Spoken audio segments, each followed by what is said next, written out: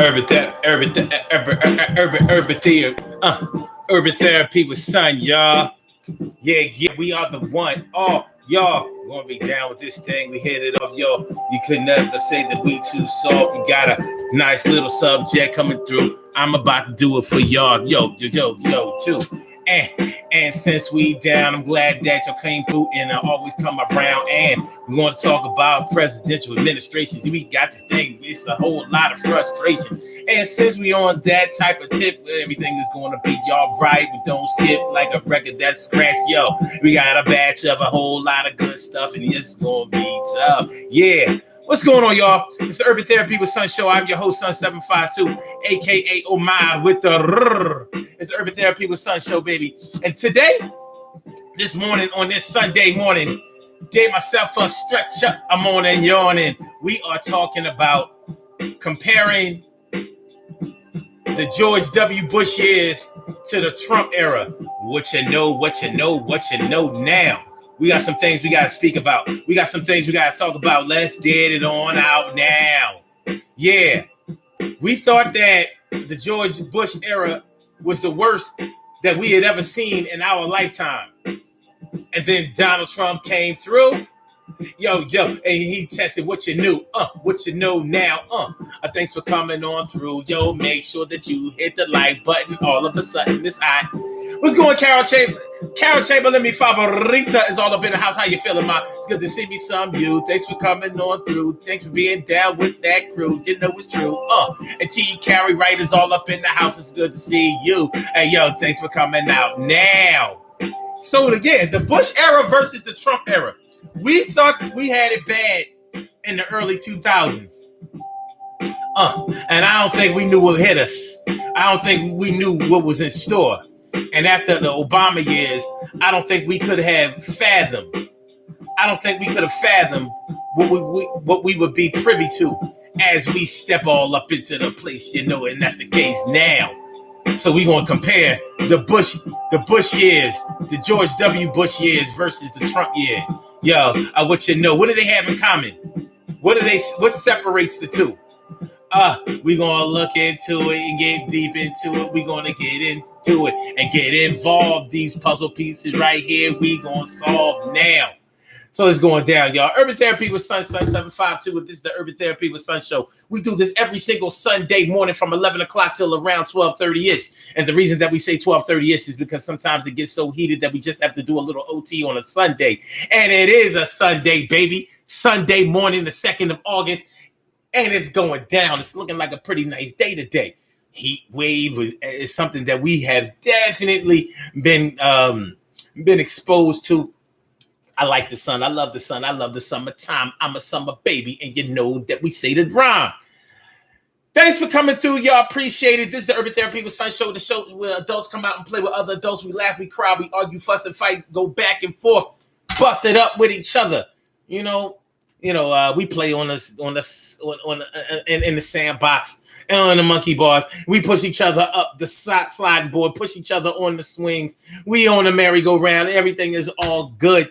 I'm your host, Sun752, a.k.a. Omar with the rrr. And if you can't say Omar with the rrr, well, then you just say Omar with the R. It's the Urban Therapy with Sun Show. We take an introspective look into our own behavior to try to see how we project ourselves out into the world so we can kind of see where we fit in.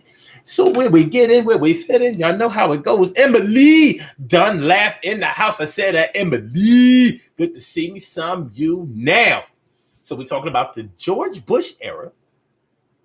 George W. Bush, because there was a senior George Bush who was George H.W. Bush. But we're talking about George W. Bush, the one that's still alive. And there are so many things that we can compare when it comes to both administrations. And it's funny how we have to compare the George W. Bush years, which happened from 2000 until 2008. And then we skip the Obama years because there really isn't any comparison when it comes to that, to the both of those eras. So when we take the Obama years, which was also 2 terms, from 2009 to 2017. Well, they look at it like 2008 when he got elected to 2016 when he was finished both terms. But we skip the Obama years and we go to the Trump years. Now Trump is about to complete only his first term. And we are hoping and praying, well, a lot of us are hoping and praying that we don't see a second term with him, because we think that it will be more like hell on earth. It hasn't been good for these past 3 years. But we need to take an honest look at these years in both eras, both administrations, and see where we came from to where we are right now. We may find that neither one of them were very good, or maybe neither one of them were really bad. But when we take an honest look and an objective look at both eras, then I think that we get something that we can deem to be pretty useful. So that's what we're talking about this morning. The George W. Bush years versus the Trump era. We thought that the Bush years were the worst. We did. He was a bad president. He was not good. And it's funny how, looking back on his presidency now, because I looked at George W. Bush, I looked at his administration objectively back then. I didn't really have a problem with George W. Bush as the governor of Texas. He had done some decent things down in Texas. Now, when you look at Texas as a whole, the state of Texas, you have to consider that it's a very racist state. Now, the question may come: who am I to look at? Who am I to label an entire state as racist, or say another state is not racist? Because all of the states have racism as an agenda by certain individuals. But when you look at the state of Texas historically and the things that they have done, we have the state of Texas to thank for our Juneteenth celebration. And many of us are just finding out what Juneteenth means,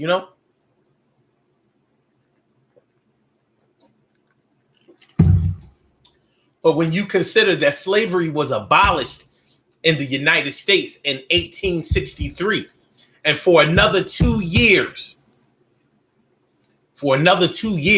the state of Texas still carried on the full practice of slavery, and took full advantage of the fact that black slaves could not read or write or communicate with other plantations, and they couldn't be involved in the political process. So they had no idea that slavery had ended. So that brutality, so that way of life, so that heinous way of existence still went on after the law was very clear that it was supposed to have ended. So when you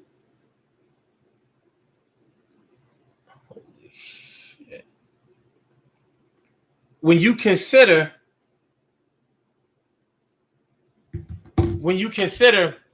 that my bad, yo, I just saw that somebody one of my Facebook friends passed, and he was a very active member, and he has a birthday coming up on the 6th. Wow. Oh no, his funeral is going to be on the 6th. Wow. Damn. Yo, rest in peace, Sidney Taylor. Damn, I didn't know. He was a good dude. He was a good dude. A lot of very pro-black, very active online with posting like current events of very, very pro-black, very, very involved politically and socially. So I'm gonna miss that boy. I never met him personally, but he was a good dude, and he was actually an admin in a group that I'm actually an admin in, and that's the 47%. So, man, that's rest in peace, my brother. You know what I mean? God has another good angel. That's what's up. But yeah, let's see what it was. Yeah, when you consider what the George Bush era had brought to the table versus what the Trump era had brought to has brought to the table. And I was talking about Texas. Yeah, so when you consider how Texas carried on that type of that practice of slavery, well after it was the law of the land that it was supposed to be abolished and that we were supposed to move in another direction. And when you consider that George W. Bush was the governor of that state of Texas. So, you know, anybody who has been to Texas and anybody who has known the history of Texas knows that Texas is really Mexico. Texas belongs to Mexico. We fought for Mexico, the Alamo and all of that shit. And we basically took Texas from Mexico. Do you know how big Mexico would be if they still had the state of Texas in it? You see how large the state of Texas is. So Texas has a very large population of Mexicans, an extremely large amount of Mexicans. And population-wise, Texas has more people in it than all of the other states, even more than California. By the way, California is really Mexico too. All of that shit, you know.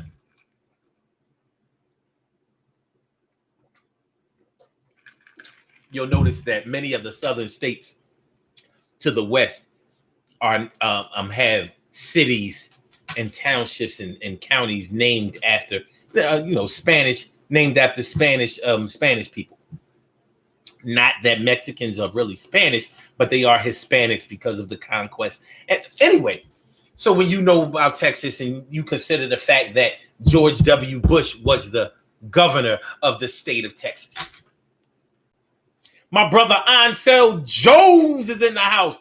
My brother Ansel Jones, good looking. Thanks for coming through, my brother. Thanks for coming on through. So yeah, George W. Bush was the governor of the state of Texas for 2 terms.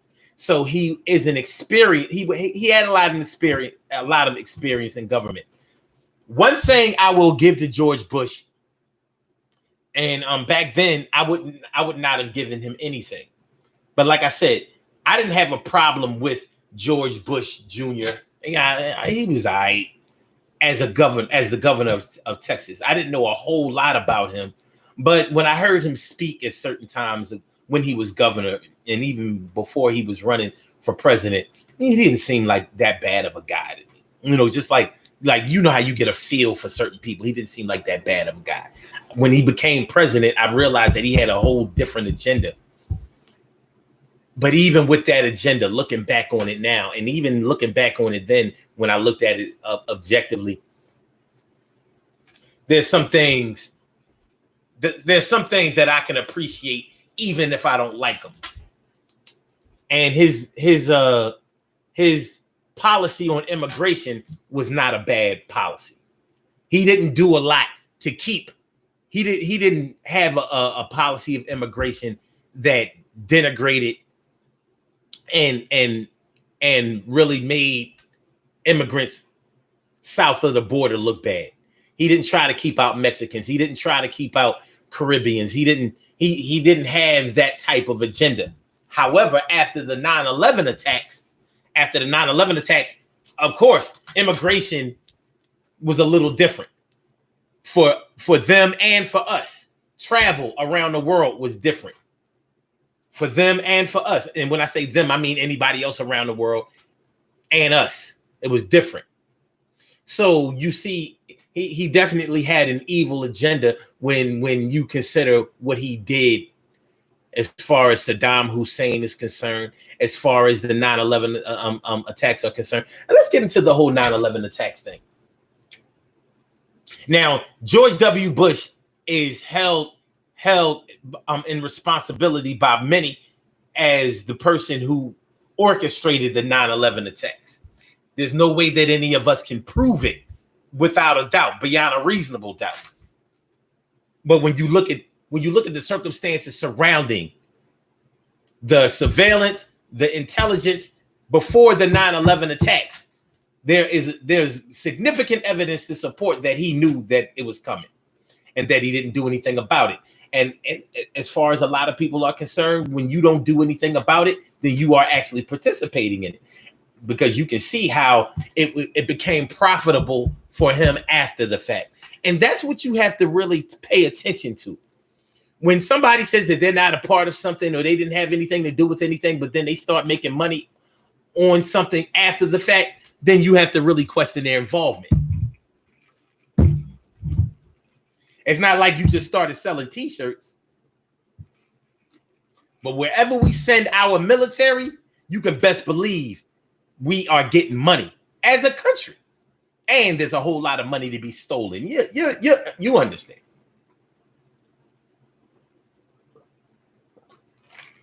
Many people feel that George Bush had total knowledge of the 9/11 attacks, that maybe he was instrumental in the orchestration of the 9/11 attacks. Many people feel that way. We call those people conspiracy theorists. I don't call those people conspiracy theorists. I call them curious. I call them truth theorists. They are looking for the truth. And I don't think that you can ever go wrong with looking for the truth. Of course, people who are more than content with the media's portrayal or version of events, then they're satisfied with that truth or those lies, depending on how you look at it. Carol Chamberlain says, aren't some of his family members Hispanic? I'm not sure about that. It wouldn't surprise me, though. Let's take a look at it. Let's see what Google got to say.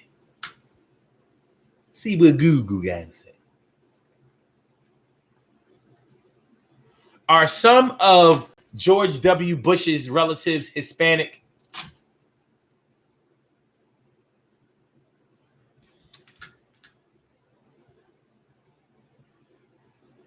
Jeb Bush's Mexican connection.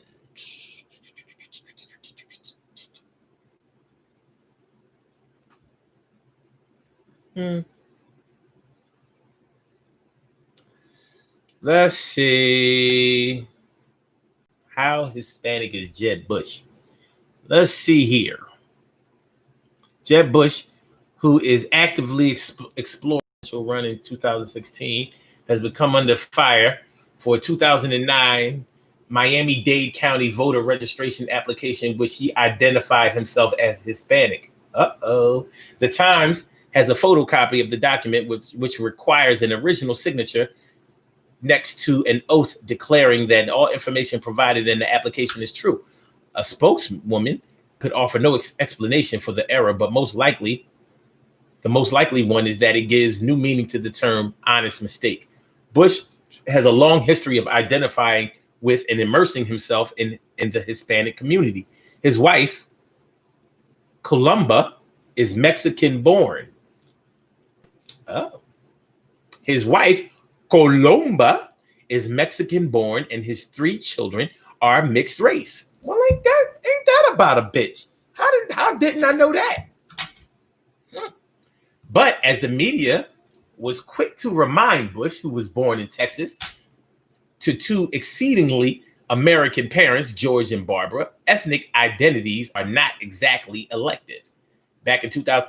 Okay, so his wife and his kids is a Mexican. Well, ain't that about a bitch? Well, ain't that some bullshit? I'll be damned. Good looking out for that, Carol Chamberlain, mi favorita. Carol be doing her homework like, yo, the bull, he a wetback. Yeah, he a wetback. You ain't know. Good looking out for that. My man Samaj Network is in the house. What's going on, Samaj Network? Thanks for coming through, my brother. Alabama is all up in the house. Alabama. Word up. Word up.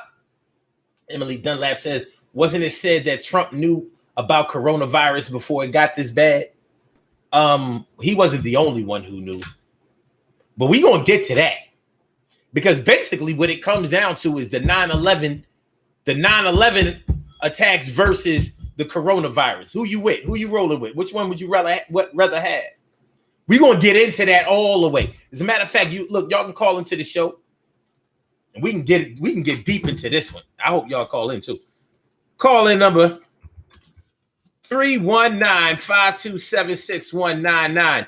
That's the number to call. I said a 319-527-6199. Yes, y'all said a 319-527-6199. Get on the line. I said a 319-527-6199. Yeah, get your shine, baby. Get your shine, baby. Get your shine, baby. Get your shine, baby. Get your shine, baby. Get your shine, baby. Get your shine, baby. Get your shine, baby. 319-527-6199, baby. Y'all can call us to the show. Totally uncensored show. Say it how you mean it. Just bring your passion in any form of fashion. Bring your passion in any form of fashion. It's the Urban Therapy with Sun show when we are talking about the George W. Bush years versus the Trump years versus the Trump era. What you know. All right. So yeah. So George W. Bush had a lot of experience as far as being a politician, which I think is essential for trying to be the president of the United States. Now, for my purists, they know that being the president of the United States means being a CEO of a corporation, and the United States of America is a corporation. It's all about money. Politics is all about money, and if you think it's about anything else, like if you think it's about people, if you think it's about government, if you think it's about helping people and community endeavors and all of that kind of stuff, you need to stop all of that right now. It's all about that money. It's all about that paper. And the president of the United States is the CEO of a corporation called the United States of America. They have to get that money. The military force is a security force that goes to get money from other countries. It goes to secure the bag, to put it in a slang layman's terms of today. The force, the military force is especially in the United States, because we don't defend in the United States. If you really think about it, we have never been attacked on U.S. soil. Even if you bring up the 9/11 thing, that was not an attack. Some planes flew into a couple of buildings. And two other planes, one plane allegedly ran into the Pentagon. Allegedly. I have to say allegedly ran into the Pentagon because there is no record of the plane. There is no black box. There is no wing. They talk about the plane vaporized. Same thing that happened out in Schwenksville, Pennsylvania. Where is the plane? A big ass piece of metal like that cannot vapor. What are you? You must think we stupid. Also, the plane that hit the towers. We never got the black box information from those.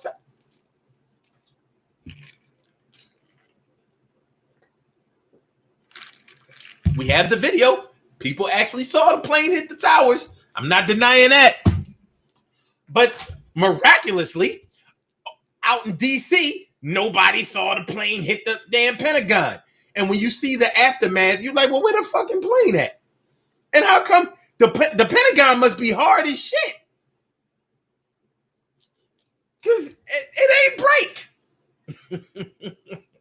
Yo, on some real shit, when y'all get a chance, go look at the pictures that they had of the Pentagon after the 9/11 attacks.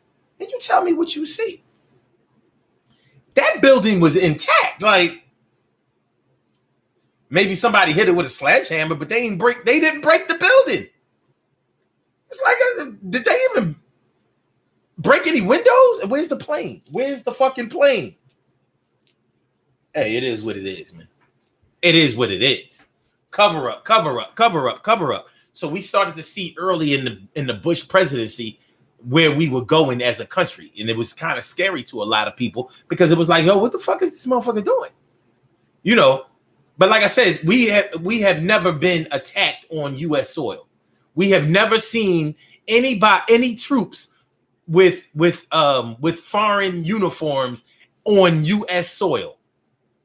Ever. We have never seen a soldier from France, Germany, England, Brussels. I mean, should I say Denmark, Austria, Russia, China, Africa, Asia, South America, anywhere. We have never been exposed to attacks on U.S. soil. So to say that we are defending ourselves is ludicrous when you just think about what defending yourself means. If anything, we're on offense.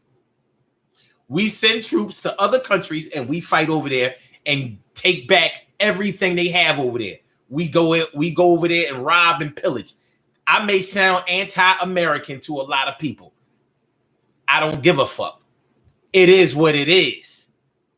If you think about what the definition of defending yourself is, how can you defend yourself against an attack that hasn't been waged against you? TK Wright says, do you mean in modern times at foreign attacks? No. I mean, ever. When have we ever been attacked? If you go all the way back to the Revolutionary War, first of all, we weren't the United States. Britain owned this shit. They still own a part of it. So if you talk about the Spanish-American War, no. We still went down there. It's kind of how we got Mexico. I mean, that's how we got Texas.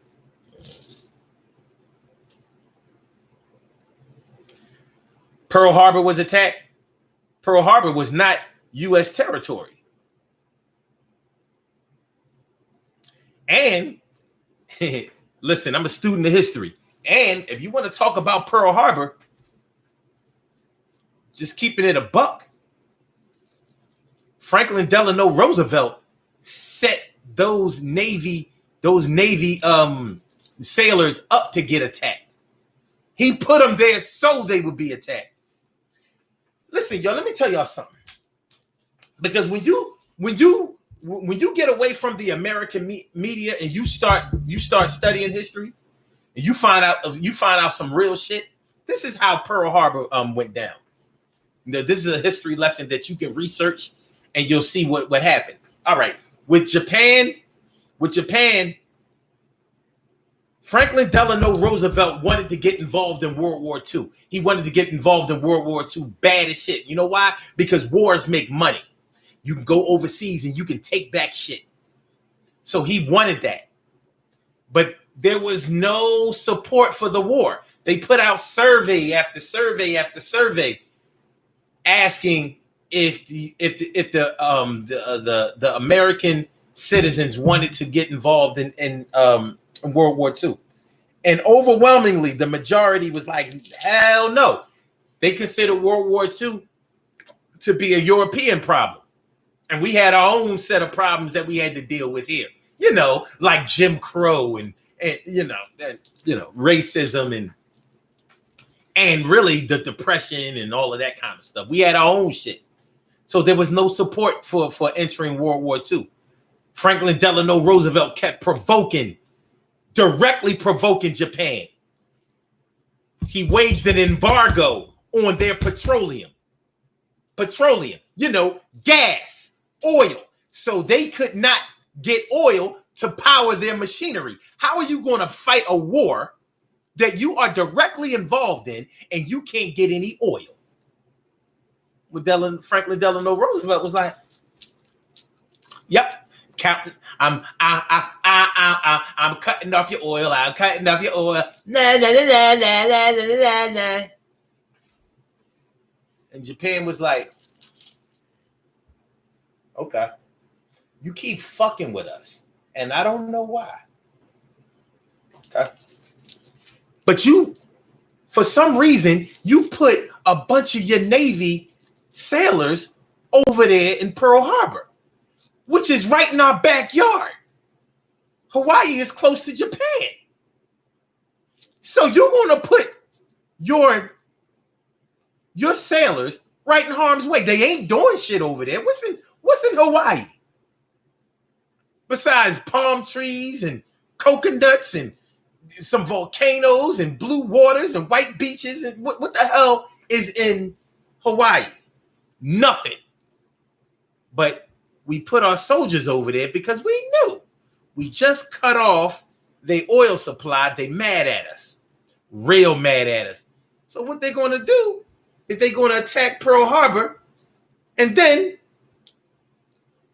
we'll see what happens. And hook, line, and sinker, they took the bait.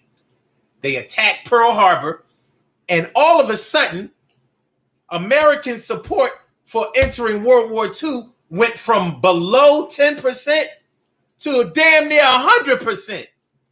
Oh no, how y'all gonna fucking do that? Franklin Delano Roosevelt set the Navy up to be killed. He sacrificed their ass so he could get in World War II. And now, shit. That's how the fuck it happened.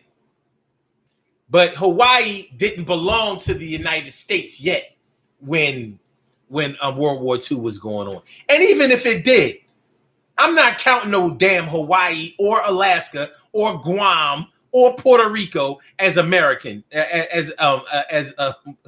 No.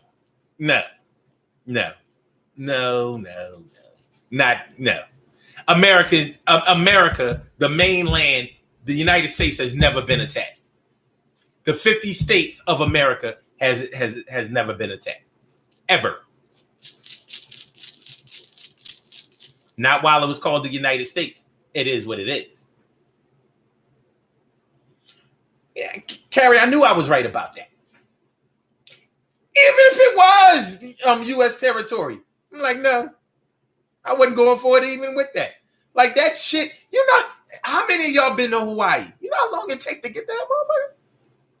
Shit is 6,000 miles away.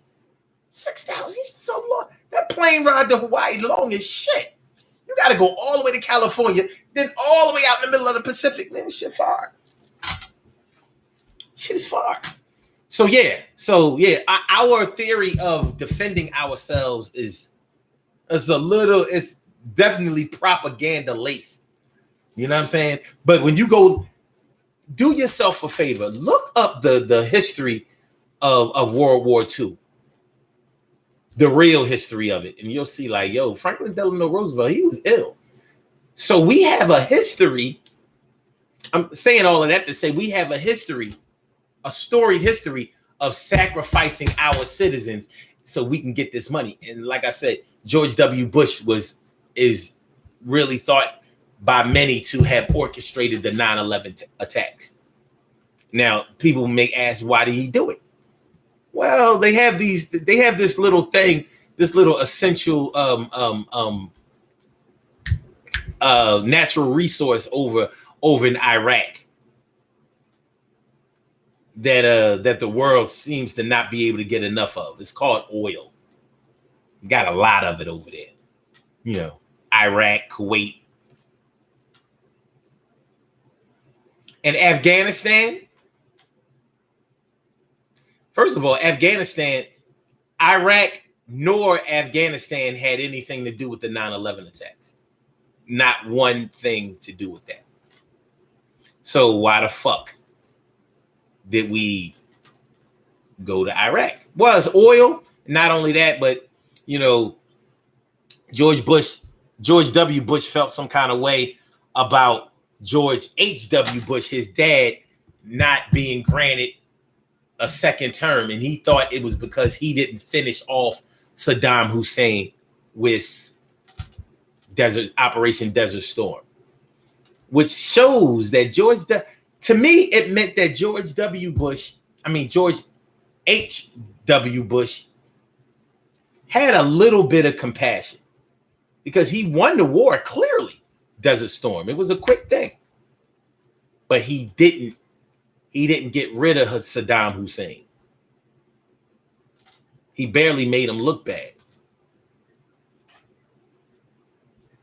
And he wasn't able to go into Baghdad and steal everything the way we were able to do after the Iraq, Operation Iraqi Freedom. Here we are, black people in America, and we wouldn't know freedom if it fell out of the sky, landed on our face, and covered us like makeup. We wouldn't know freedom if that happened. Yet here we are, picking up M16s and going over to Iraq or should we say we fighting for American democracy and freedom.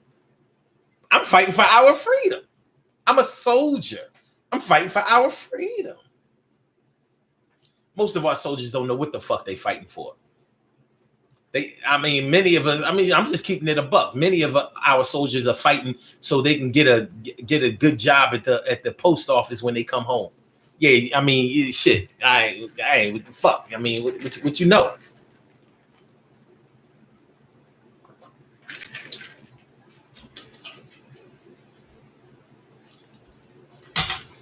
So George W. Bush felt some kind of way about Saddam Hussein. So he had a personal vendetta. He had a personal agenda against Saddam Hussein, and he went in there and did what he had to do, or did what he wanted to do, because he ain't have to do that. And Afghanistan, there's a lot of opium in Afghanistan, an awful lot.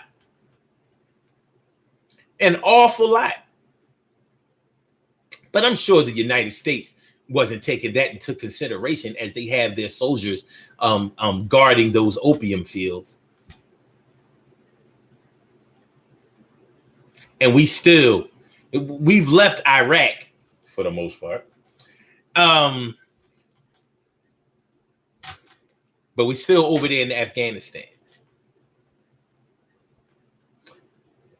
Wasn't Obama supposed to pull them troops out of there? We're still over there in Afghanistan. They still sending people over to Afghanistan. Drugs, baby. We got oil and drugs. You know how it goes. Yo, we some real thugs. We got oil and drugs. We took them oil and drugs. We got that shit. Yo, you must be bugged if you think that we gonna come out there without that money. Yo, it don't work like that in politics. It ain't funny. And yo, we gonna go back there and get some more, because you can never have too much money for sure. And you know how it goes. Politics is all about that dough, and it's all about that free flow. And make sure you never have too much going. Yo, you gotta do that, and your skirt is showing, man. Listen. Ansel says, I went to Hawaii the year, and it's a lot of holes in that history book. TK Wright says, GW did not orchestrate anything. President Cheney did. President Cheney? You mean Vice? You said President? Listen, George W. Bush, a lot of people discredit George W. Bush for being intelligent. I don't. You have to be smart to get to have people who are smarter than you around you and who will show you the way or not overshadow you. So I think it was George Bush. He's a lot smarter than a lot of people think he is, because he was smart enough to get 2 terms. And he's rich, and he didn't get all of his money just from his parents' legacy.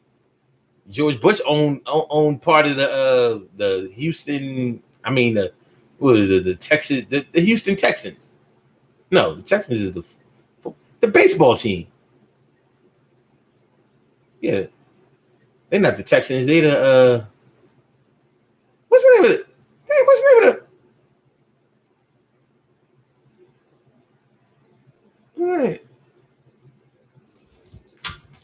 What's the name of his baseball team? The Texas Rangers? The Texas Rangers? No, not the Astros. That's the Houston Astros. The other baseball team in Texas, the Texas Rangers. Isn't it Rangers? With the New York Rangers. That's the hockey team. Wait. Ain't they the Rangers?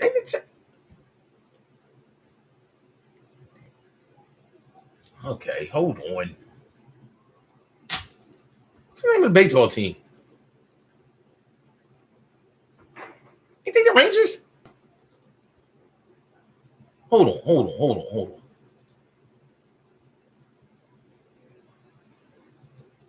What's the name of George W. Bush's baseball team? According to Wikipedia, Bush, the 43rd President of the United States. Prior to his election as president in 2000, Bush held numerous other positions, including being an oil executive, an owner of the Texas Rangers baseball team, and governor of Texas. Yeah, it was the Rangers, the Texas Rangers. So he learned how to make money on his own. You know what I mean? You could say that, well, his dad was probably instrumental, whatever. You know, he learned how to make a way for himself. You know what I'm saying? So anyway. So the changes that took place after 9/11. Remember, before 9/11, remember when we used to be able to go to an airport and watch the planes take off? You would go shopping in some airports. The airports were really beautiful, and you would go through the terminals in certain airports and just hang out. I remember when I went to California in 1997 and 1998, I saw the Harry Krishnas in the airport terminals. You know, just sitting in and, you know, doing whatever it is that they do. After 9/11, now you got to drop people off at the door and keep it moving. Get up out of here. So unless you actually get on a plane, you will never know what the inside of the terminal area of what a airport looks like anymore. All because of the 9/11 attacks. And that's bullshit. That's bullshit. Now, security should have been better before the 9/11 attacks, because we know that planes have been hijacked before and things like that. Planes have been hijacked before. So, you know, we had there have been weapons that have been allowed on planes before. And so it wasn't a new thing. But after 9/11, Homeland Security, everything was different. Everything was different. Getting a passport is different now. Our level of identification and how we have to prove our citizenship around the world, and especially and domestically, is different. So those things changed. And the way that we felt about ourselves through the propaganda, as if another 9/11 attack could happen or would happen. I mean, if you really think about it, why did it take 9/11 for the security to beef up? Shouldn't it have happened on the first time that the World Trade Center was attacked? The first. Remember, the World Trade Center was attacked twice. Bombs went off. Oh, yeah. Well, it was a bomb with the first World Trade Center attack, right? But the second one, they say it wasn't any bombs. People who witnessed it says they were definitely bombs. How the hell did those towers fall like that simultaneously? And then the Trade Center number 7 fell at the same. Like it never even got hit. A lot of people don't even know about World Trade Center number 7. Anyway, the 9/11 attacks put a stamp on the George W. Bush presidency for his first term. So the first term was all about 9/11 attacks, Operation Iraqi Freedom, in Afghanistan, the war in Afghanistan. That was his first term. He fucked around and got reelected. He fucked around and got reelected. And then in 2005, Hurricane Katrina. We had Hurricane Katrina.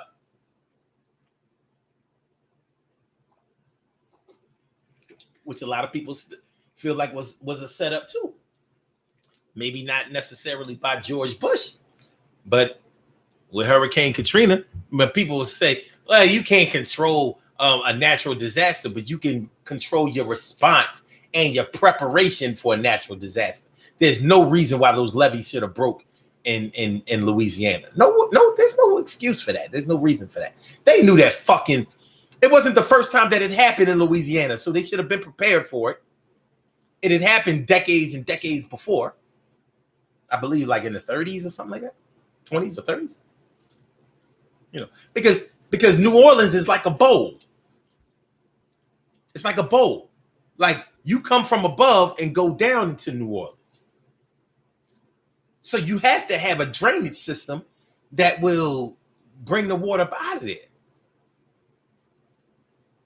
It's not like a deep bowl, but it's a shallow bowl where water can easily be trapped down there. So because it's farther down south along the Gulf,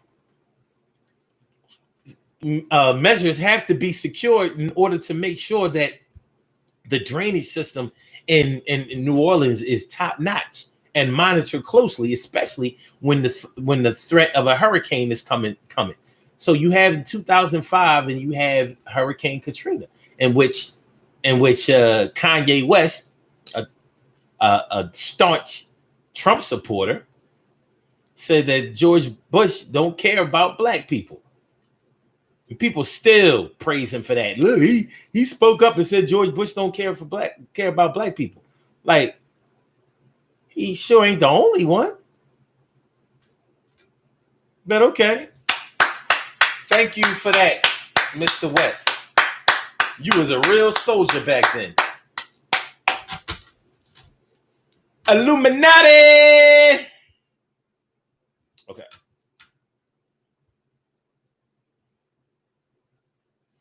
Marcel Jones says there's an oil line countries long. I've taken that trip. Yeah, so we had to go get that money. He said that it's an oil line, a plane ride long. TK Wright says he isn't dumb, but he wasn't the one pulling the strings. His second term was by design. Part of the design was 9/11, war, natural disasters. I'm not gonna claim to know exactly what it was because I've looked into this a lot, as you obviously have. I'm not gonna say who was pulling the strings or whatever. All I know is this man was the boss, and he was also governor for 2 terms. So I'm not gonna say that he didn't have the brains to orchestrate these kinds of things, even if just the idea was given to him and he ran with it.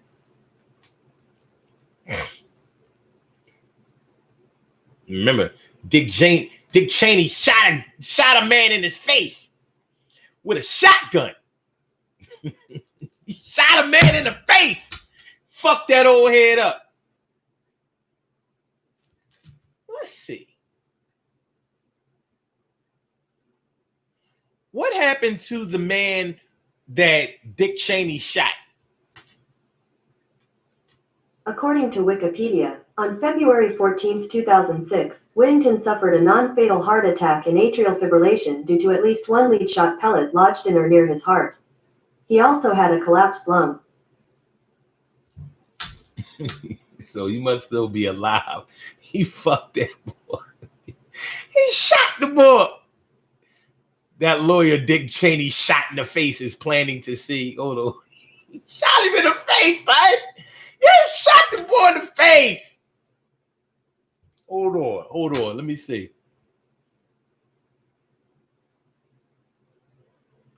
Hold on. What it must be like to be famous for having a vice president. That's life for Harry Whittington, the 91-year-old former. He's 91 now? Hold on. What year was this? This is 2018. All right. Damn. The 91-year-old former lawyer that Dick Cheney infamously shot by accident during a hunting expedition on a Texas ranch in 2006. One would think Whittington would not want to relive the day he got hit by a flurry of birdshot pellets, but apparently this is not the case, because despite whatever memories he has of the event, it turns out that Whittington plans to see Vice, Adam McKay's Cheney biopic. Oh, okay. All right. Shot that man in the face, side. That's gotta hurt.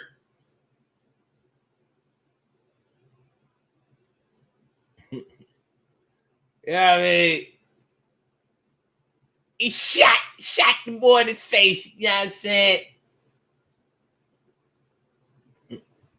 He shot the boy, son. Hold on. What is this shit?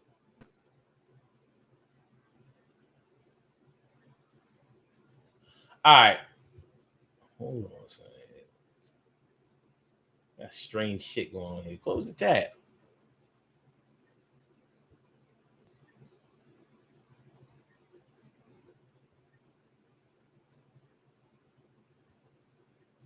Hold on. All right. Okay. Yo, why won't this shit? All right. Okay. All right. So you know, with the Hurricane Katrina response, the response to Hurricane Katrina, you see a lot of different things with what happened with Hurricane Katrina. You know, the obvious plan, in my opinion, and in my view, with Hurricane Katrina was to get, you know, New Orleans is prime real estate, but the crime rate is extremely high. New Orleans is prime real estate. A lot of Louisiana is really good, really good real estate. But when you look at the positioning, the global positioning of New Orleans, it's all the way down south, right there by the Gulf. You know, besides all of the marsh and Louisiana is swampland. You know what I'm saying? It's a lot of that, but you have a lot of poverty, a lot of crime in New Orleans, down there in the Big Easy. So it's feasible and reasonable that the plan to get all of those black people out of there was the original plan, and it happened. They relocated all of those, besides the people that drowned and would, and got disease in that water all of that time. Katrina wasn't no joke, man. Hurricane Katrina wasn't no joke, but they relocated people to Houston. They relocated people to Pennsylvania. We have a lot of people living in Philly, that were from 9/11, that relocated as refugees from not 9/11, from Hurricane Katrina. So, so there was a lot going on during the Bush years, the George W. Bush years. There was a lot going on, a lot of resentment. People couldn't wait for George W. Bush to get up out of there. And it was bad. That his administration had to be bad when you consider that he was unable to assist John McCain in his presidential bid because his name was so it was so muddy in the GOP and the Democrats. Like ain't nobody want to hear nothing from no George W. Bush. That's how bad it was when he left office. Now you look at his predecessor with Clinton, Bill Clinton. Bill Clinton was unable to assist Al Gore in his presidential bid because of the whole Monica Lewinsky thing and all, and him being impeached and all of that. But he was still a pretty popular president, even with all of that going on. But they knew that it would be so easy for George W. Bush to come at Al Gore's neck for being the vice president of an administration that was seen to be in such disarray over a few blowjobs. Hey, it is what it is. You think it won't when it weighs. So it's ironic how when Bill Clinton left office, he was unable to assist his vice president in becoming the next president of the United States. And in a very, very controversial election, Al Gore lost to George W. Bush. And many people feel like that election was handed to George W. Bush because of what happened in Florida. Because Florida was the deciding state between either Al Gore winning the presidency and George W. Bush winning. And Jeb Bush was the president, was the governor of Florida at the time. So what you think happened? You know, Republicans are all about suppressing the vote and fixing the vote. So people feel like George W. Bush stole that election. But it's not what happens when you get something, it's what you do after you get it. And his administration, both terms, had a whole lot of bullshit going on with him. Now, all right, now let's fast forward to 2016 when Donald Trump got elected. And we have 3.5 years. We have 3.5 years, a little over 3.5 years experience with him being in office. What have we seen? What have we seen? What have we seen? If you take it back to immigration, his first, the policy that he ran on was building a wall to separate the United States, the southern border of the United States from Mexico, to keep these no good murdering, raping, and stealing ass Mexicans out of this country. That was his original agenda. He ran on that shit. And he got elected on that shit in another controversial election. It wasn't as controversial as the 2000 election, though. Hillary Clinton lost. She won the popular vote, but she lost. It shouldn't have been close. It shouldn't have been close. It is what it is. It is what it is. TK Wright says, after Lyndon B. Johnson, JFK and FDR, not in that order, the president is chosen by how easily maneuverable they are. I think they were always chosen that way.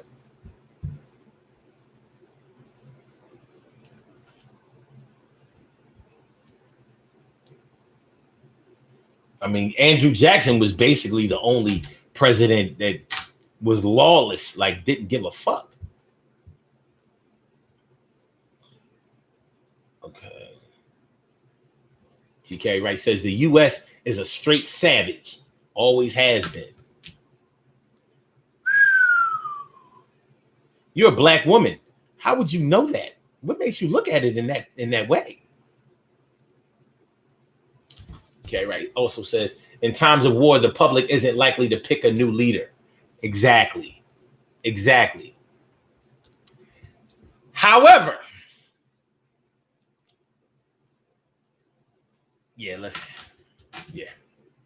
that's the strategy. Samaj Network says, I remember when that happened. It was bad here. Louisiana people was coming in the thousands to Alabama and Georgia. A lot of people forget it. It messed. Oh, forget that it messed up Alabama too. It sure did. It sure did. It wrapped the deep South. It messed up parts of Florida too. I mean, our concentration was mainly on New Orleans, but nah, all of those states along the Gulf got fucked up bad. But the way that New Orleans is globally positioned, the way that, you know, its latitude, longitude, it's like a shallow bowl. So we got fucked up. See, the levees didn't break in other places. It did there. Samaj Network says, didn't Trump marry a mix of women or dated? Well, these Russian chicks, I don't know.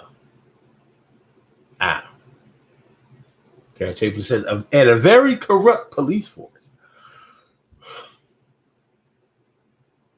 Ansel says, look how close Africa is every time we go to war.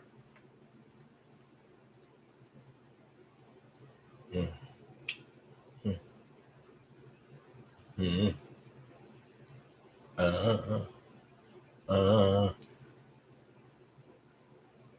Chapin says, look at how many rich people bought property in Louisiana. Yes, it's prime real estate. And without a doubt, they got them up out of Louisiana. They never promised to move them back.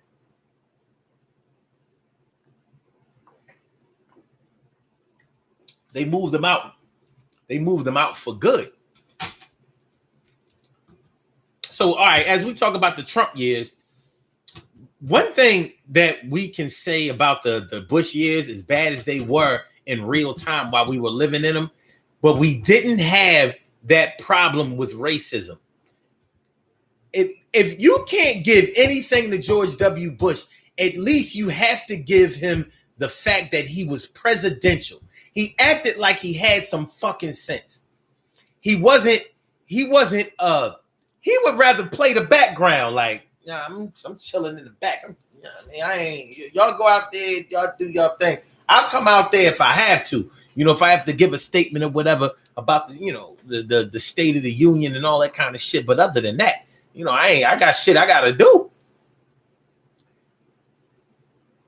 We miss those days. And for all of the stupid things, the things that we called stupid that George W. Bush said, and his little verbal gaffes, they were nothing compared to Donald Trump. Nothing. And we don't see George W. Bush as energizing a whole generation, past, present, and future of racists, of outright racists. We don't see that. So when you take the social atmosphere of what the Bush years brought to America, and you look at August 2nd, 2020, during the Trump era, and you compare the two, you're like, damn. Yeah, at least the George Bush era allowed you to watch TV without having to see your president on it every day. At least the Bush era allowed you to be able to watch TV without the president of the United States on it every day. And I don't remember George Bush ever tweeting anybody. Now you could say, well, Twitter wasn't all that popular in 2008. Okay. And before then. Okay, I'll give you that. I'll give you that. Fair enough. However, I don't think even if it was, Twitter was definitely in full and total effect during the Obama years. And I don't remember Obama tweeting shit. And he sure didn't tweet no greasy shit. And he definitely never got in a Twitter war. It wasn't about that life. You know what I mean? He didn't do that. So when you look at the social atmosphere of this country during the Trump era versus the social atmosphere of the Bush era, race relations in this country have never been great. But if you think about it, during the Bush era and definitely during the Obama era, you had these millennials running around here talking about racism is old, it's dead, it's something that happened back in the 60s when my old ass parents was alive. Think about it. That's what they said. That's how they felt. Even a lot of fully grown adults had bought into the notion that racism is not like it used to be and not as strong. Well, you got Trump in there. How you feeling now? We had never had a president before that talked about and bragged about all of his accomplishments, whether they were real or false. We had never had a president before that we had to fact check time after time after time. Every day we had to fact check any of his claims. We didn't have that. And I'm not here to glorify George W. Bush, but goddamn, you know how they say, watch what you ask for because you just might get it? Well, that buffer of the 8 years of the Obama administration wasn't the most beautiful thing I'd ever seen either. But we never felt like we were under the threat of a domestic attack. We never felt like we were on the brink of a civil war. We never felt like it wasn't safe for our children to go to school. And I haven't even gotten to the point where we're talking about this pandemic. I haven't even gotten to that point yet. He's given us enough material that we don't even need the pandemic. The pandemic is the icing on the cake. And I'm not even here to bash Donald Trump. There's just a very curious phenomenon that I can't find a lot of good things to say about this man. I have good things that I can say about any of my enemies. And this man is not my direct enemy that I can see here and have touched before. But this, I can't find too many good things to say about him. I can try. I can have some okay, maybe I should say there are some stock things that I could say about him. Like I could say that, well, people call him stupid too, but he's far from stupid. I've never seen a stupid president of the United States in my life. Because I'll tell you in a minute, I wish I could be stupid enough to get elected president of the United States. If that's stupid, I want to be that kind of, I want to lack that kind of intelligence.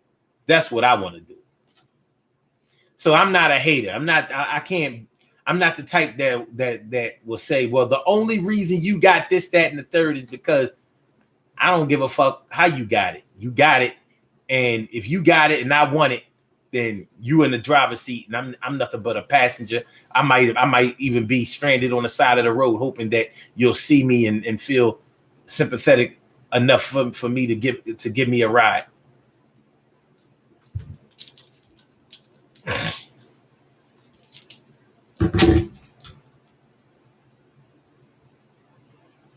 But this time that we're looking at, that we're living in, is pretty bad.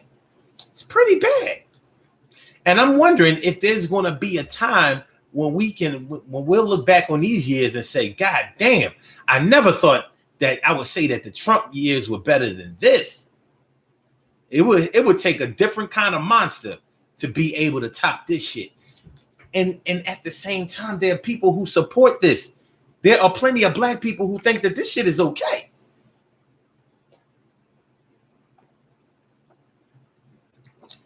They'll tell you that President Trump is just lied about. People are lying on him and he's misunderstood. And that these black people just don't know what's good for him. I'm like, well, what about these white people? Do they know what's good for them? Because they're the ones out there protesting every day. They're the ones on the front lines. They talking about Black Lives Matter even when there ain't no black people around. Now, of course, there's more to that and all of that. And I'm not here to support, shine no positive light on no Black Lives Matter as an organization. But Black Lives Matter as a concept, yeah. A lot of white people are tired of all of this racist shit too. It's at least they are on the social level and possibly on the systemic level. T. Carey Wright says, make no mistake, gentrification has been in full effect. Certain wards are still untouched by the others, though. True.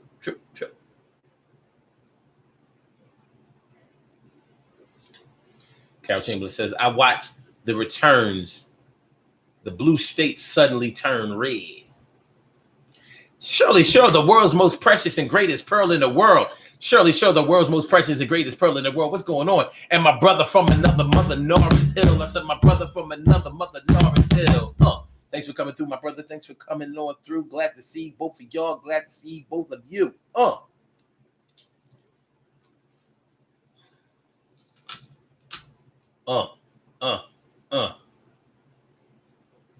Yeah, well, I'm glad you showed him, Cheryl. You showed your boss. What? You be blocking. Nah, son. Nah. Carol Chamberlain says that 45 tweets everything and stupidly, and he unleashed the hidden races. He did. He unearthed the hidden races. Although people like me and you, Carol, we knew that there was no such thing as hidden races. They were hidden to people who don't want to see it, who don't want to understand, who don't want to submit to the truth. People like me and you, people like us and y'all, we understand that racism ain't never went underground. We know. We live this shit.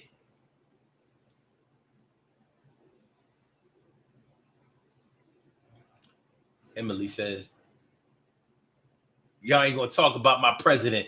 Psych, roast his ass. Okay. Carol Chamberlain says, you can't name one good thing about this president. He makes it hard for you.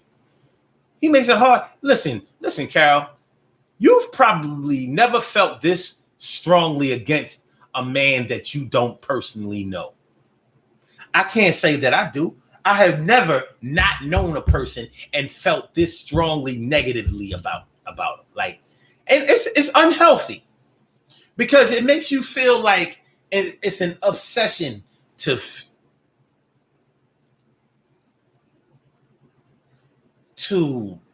like, we shouldn't think about somebody that we don't know every day like that. And that's the reason that I personally feel like he needs to go.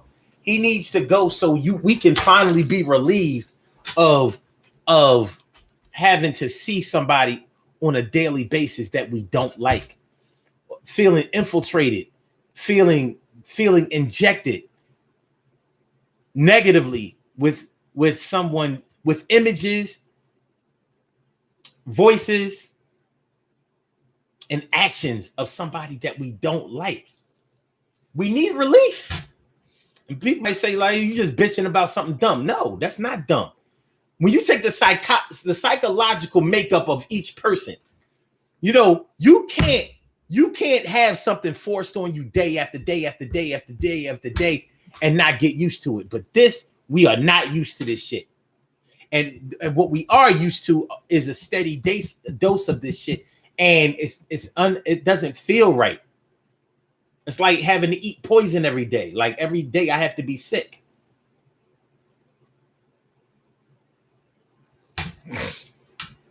Ansel says, a 4-year spoof. Word up.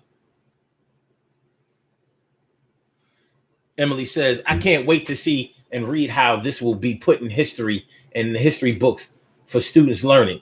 Bonus question. Who was the 45th president? Answer that. Answer. An idiot. Some people think he's a genius. My own dad called him a genius. I come from a family of Trump supporters. I'm like, what the fuck is going on here? Yo, what y'all doing? What you doing?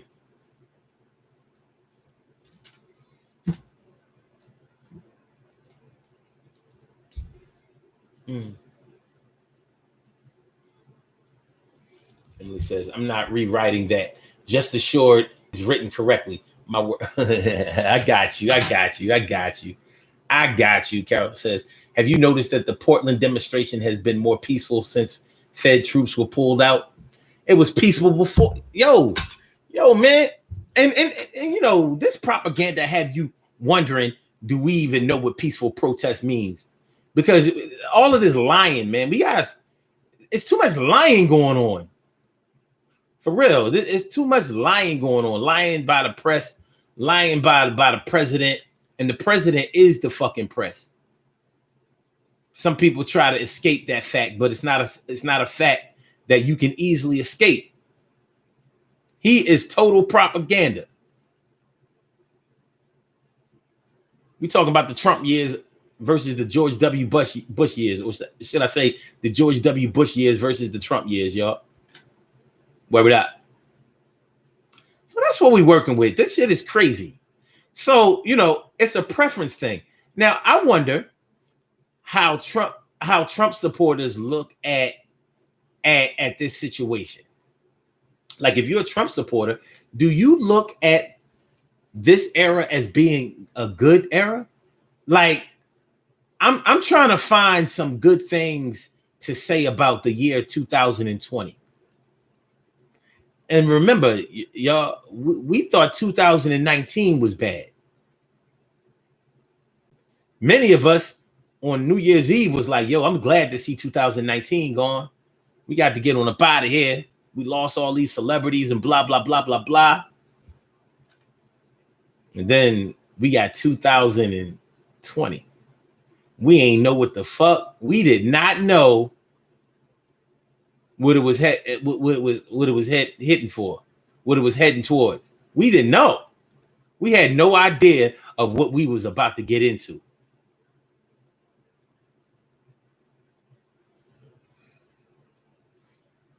We did not know. So now that we know, now that we have been exposed to it, what would y'all propose? Or if one of y'all is a Trump supporter, with the pandemic going on, our dealings with Russia, and we still have those two wars going on. One thing is for sure, we've been able to concentrate more on domestic issues than anything else. 90 seconds. But do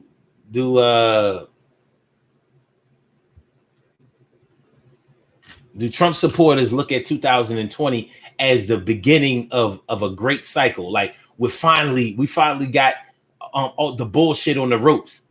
We got to get this man reelected so things can finally be the way that we want them. Because I think that even if racism gets worse than it is right now.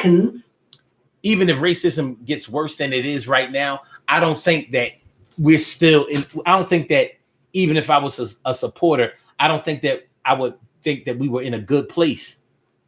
Even if you don't think that this pandemic is real, I don't think that you feel comfortable out there, that you will feel comfortable out there in the world. I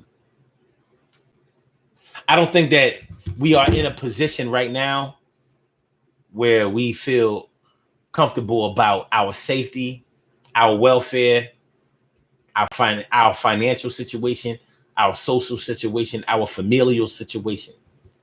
We out here wearing masks and shit, and the president is telling us that this shit ain't real. We out here watching people die from a disease and listening to people say that they didn't die from that for real. Okay. Let's say that all of them haven't died from that. They have fudged some of the numbers. Even if you take half of the numbers that they have so-called fudged. We talking about 150,000 deaths, man. They dying of something. Do we have that many deaths naturally without a pandemic and that time frame?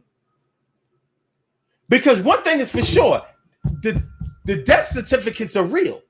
Would we have, if there was no pandemic, if we go back to 2019, 18, 17, 16, 15, 14, 13, 12, 11, 10, would we have that many? Would we have that amount of deaths from March to August? Because I don't know. That sounds like a lot of fucking people to me. Even if those people have not died from the COVID, they have died, right? Because they have to produce those death certificates. Somebody knows if the dead are real. Or what are you saying? All right, one person dead, one person dead, two people dead, 1, 2, 3 people dead. Are you saying that? Are we doing some cartoonish shit with the numbers? I don't think so. I don't think so. A lot of y'all, all right, it's summertime in Philadelphia. One of the staples of summertime in Philadelphia is the summer concerts. The summer concerts up in the Dell East. The Dell East Stadium. Well, it's not a stadium, but it's not a theater. It's an arena. It's a concert arena. Ain't no shows at the Dell this year. Oh, vintage funk acts, soul acts, R&B acts come to the Dell every year. On Thursdays, people go and they be shaking it up at the Dell, baby. At the Dell, baby. I'm going to the Dell East. Brass Construction, Mandrill, the Barcades, Fatback, Parliament, Funkadelics, Bootsy Collins, Atlantic Star, Midnight Star. All of these acts come to the Dell East on Thursdays in Philadelphia. You ain't been to a concert in how long? Probably since last year. You ain't been to the movies since how long? Since early this year. You ain't been. Listen, man. So even if you are a Trump supporter, are you okay with this? You all right with this era? Because I think that you have to be on some real bullshit to be okay with what's going on. Or maybe they are able to see the silver lining, through the clouds that we are just not privy to. But show me, son. Show me. For real.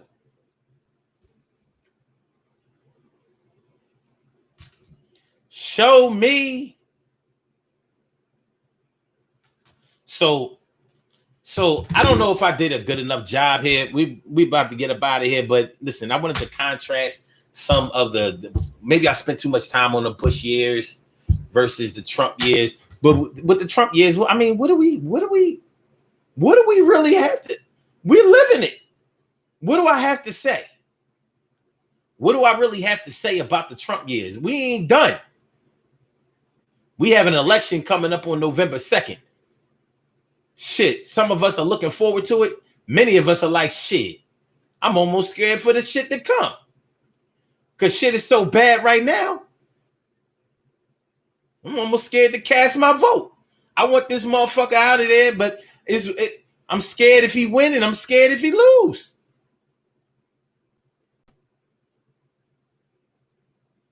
Shit, niggas scared they gonna get shot on their way to cast their vote.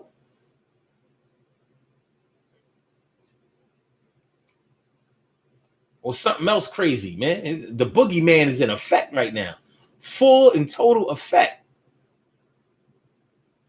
Let's get on the body here, y'all. All right, let's do these birthday shout outs and then we're gonna holler back. Hold on.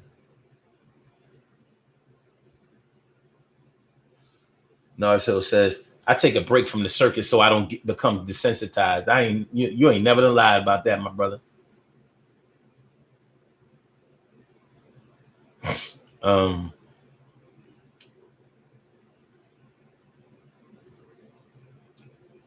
Emily says, it's been too long and I'm ready to do things and go places. I wasn't doing too much before this, but now that I can't, I want to.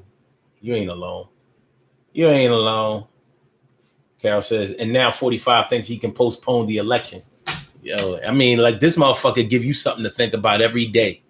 Like he's bad for your nervous system. He really is. I don't see how anybody can deny that, but his supporters will. All right, y'all, let's do these birthday shout outs. We have some birthday shout outs to do. Some people were born on this glorious.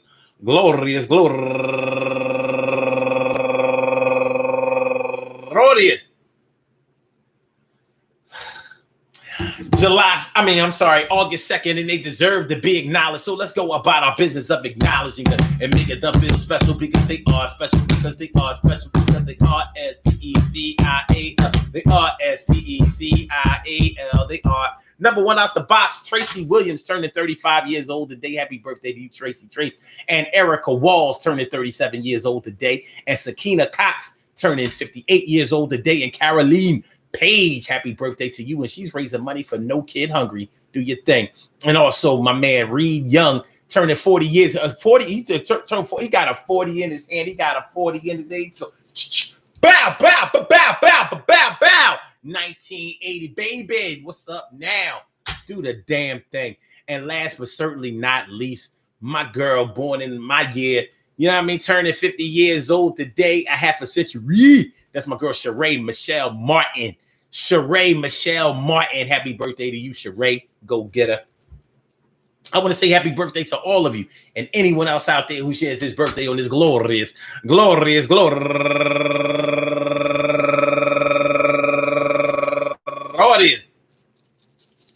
August 2nd, anywhere out there in the world, worldwide, internationally, and universally. All of y'all go ahead and turn up. But don't turn up too loud. Just turn up loud enough so everybody can hear you. Rock out, rock on it, do the damn, to rock out. Rock on it, do the damn, rock out. Rock on it, do the damn thing, and do your thing, y'all. Represent the queens and kings. You do your thing, y'all. Represent the queens and kings. Good things happen to those who wait. Great things happen to those who grind. And anything can happen to those who go for theirs. So go hard, go for yours, and remember, listen to the beatbox. You can compare the George W. Bush years to the Trump years all you want. I mean, neither one of them were good, but I guess when you've made it through the fire, when you just have a little bit of heat turned up, it ain't all of that bad. Now you have to consider which one was the heat and which one was the fire. We were tired and fed up and pissed off during those Bush years. We had enough. And now we are here in the Trump era, and we like, Lord, what, yo.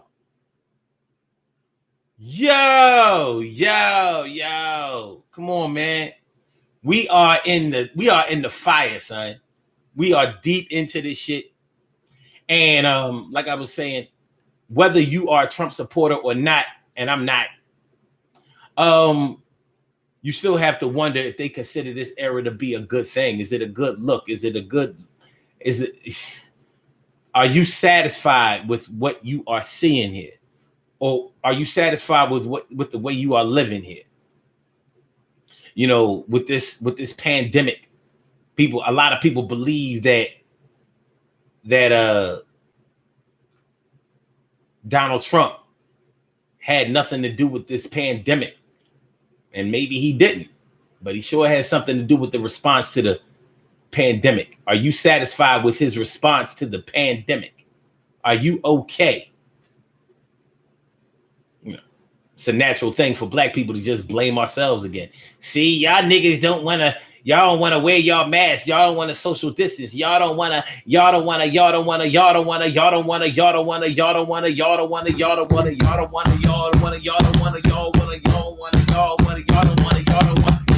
get the fuck out of here with that bullshit. I have seen many black people stay in the house, still staying in.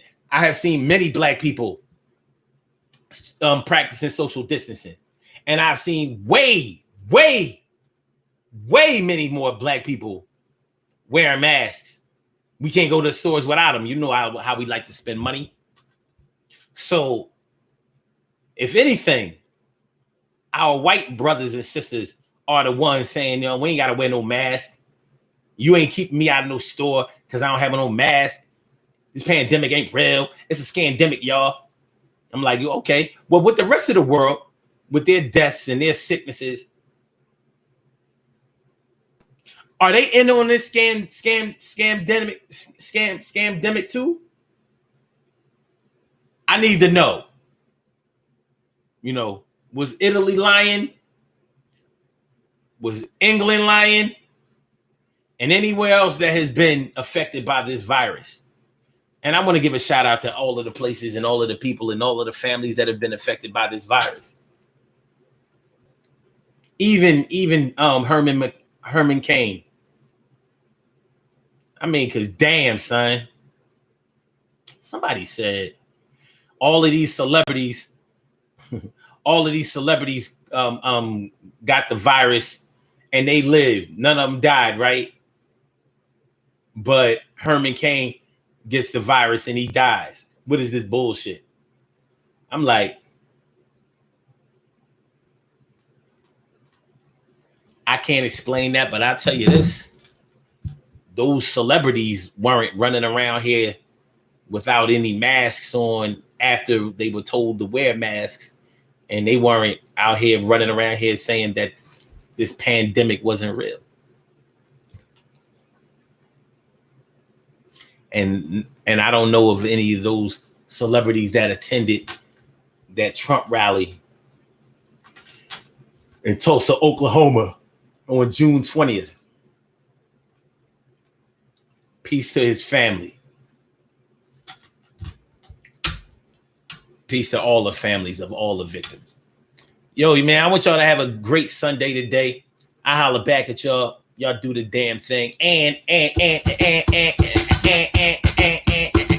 I see y'all tomorrow, 7 p.m. Eastern Standard Time for another Daily Go Getimism show. This has been the Urban Therapy with Son show. I hope y'all enjoyed the show as much as I enjoyed broadcasting it. Peace to all my day ones, my everydays, and my brand news. Y'all do the damn thing. Don't forget to like the show. Don't forget to share the show. And don't forget to subscribe to the channel if you haven't subscribed to the channel thus far. All right, y'all. So I'm going to get on up out of here. You know what I mean? I'm going to get on up out of here. You know what I mean? Peace, Blog Talk. And peace to y'all. Talk Radio. YouTube. Goodbye. Peace, y'all.